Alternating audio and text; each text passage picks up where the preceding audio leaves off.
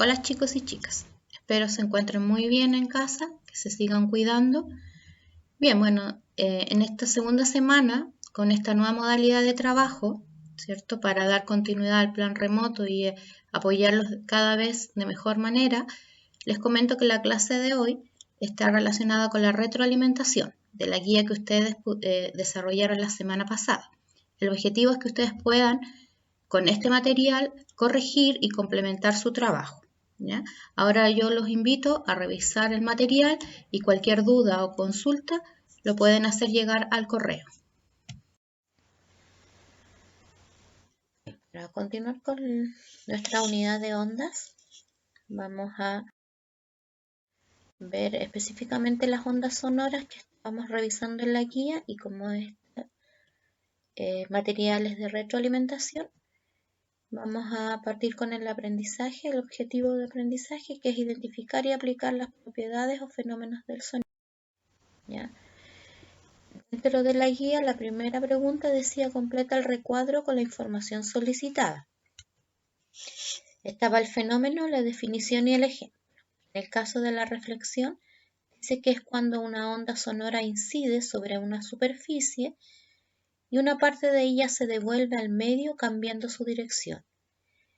Aquí es importante considerar, igual que en el caso de cuando vimos las ondas anteriormente, el ángulo de la onda incidente respecto de la normal es de igual medida que el de la onda reflejada.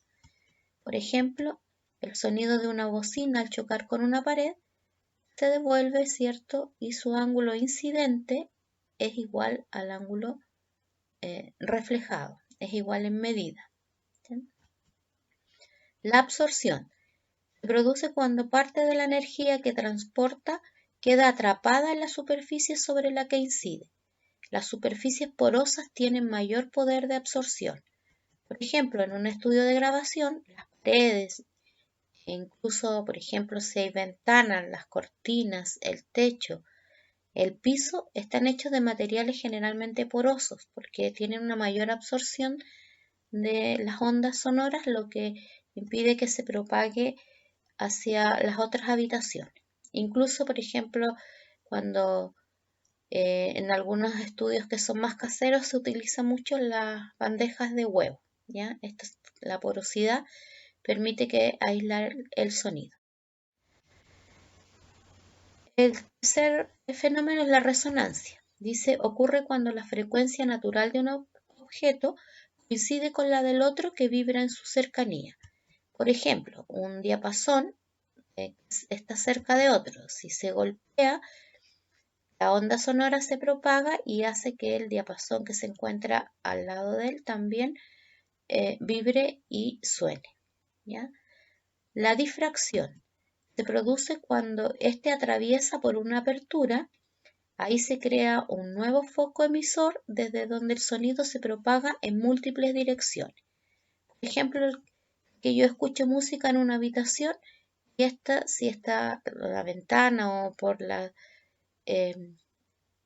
digamos, rendijas que pueda tener, este sonido se propaga. Y se va a crear en esa apertura, se va a crear un nuevo foco desplazando, ¿cierto? O propagando esta onda en distintas direcciones. Los fenómenos de refracción. Ocurre cuando el sonido atraviesa un medio cuya densidad cambia. Ejemplo, una onda sonora en el aire, frío y caliente.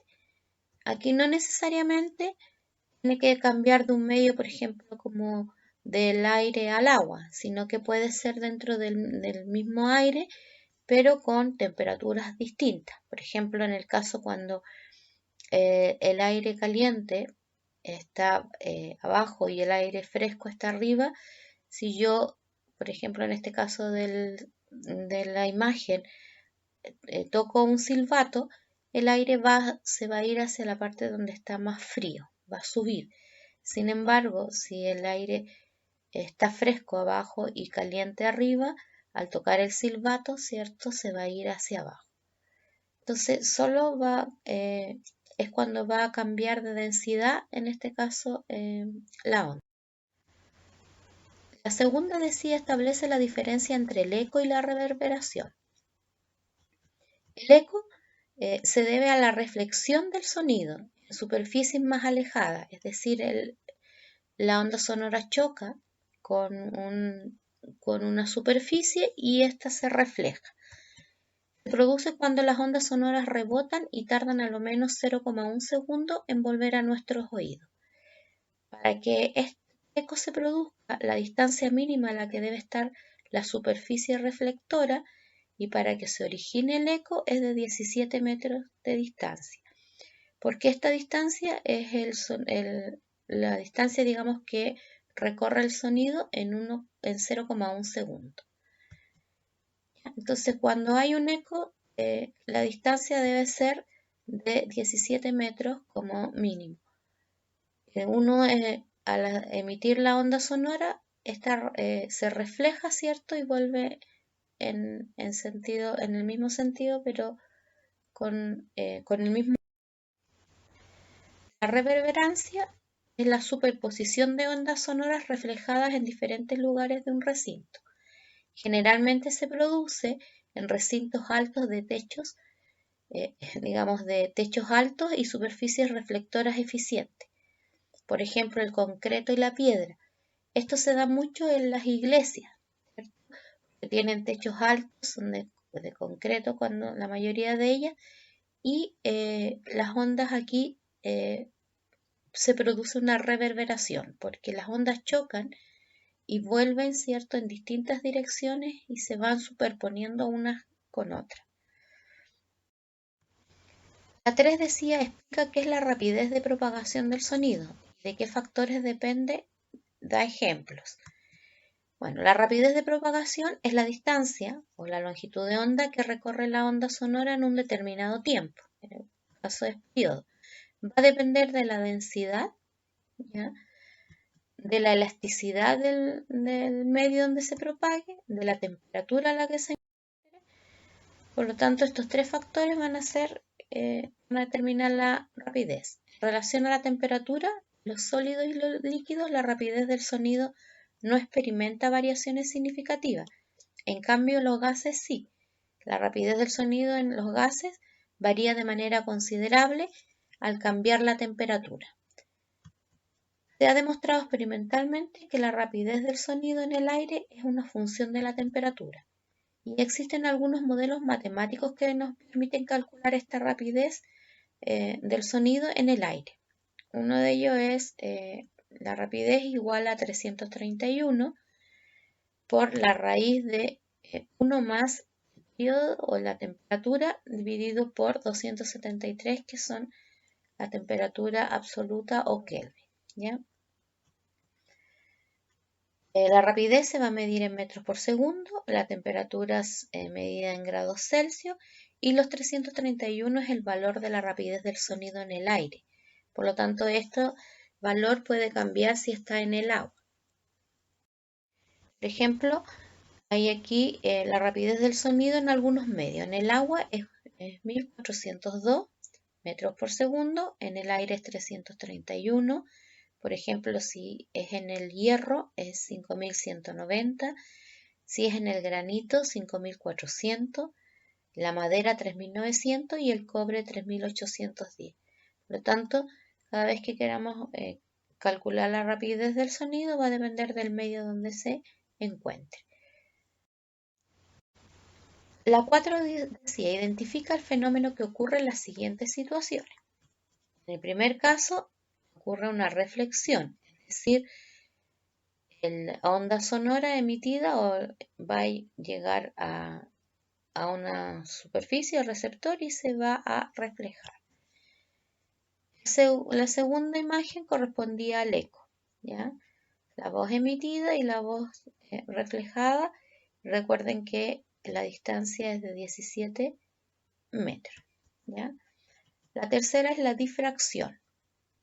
Aquí se superponen unas ondas sobre las otras. La 4 es la reverberancia. Decíamos que es cuando las ondas rebotan, ¿cierto? Y se desplazan en distintas direcciones.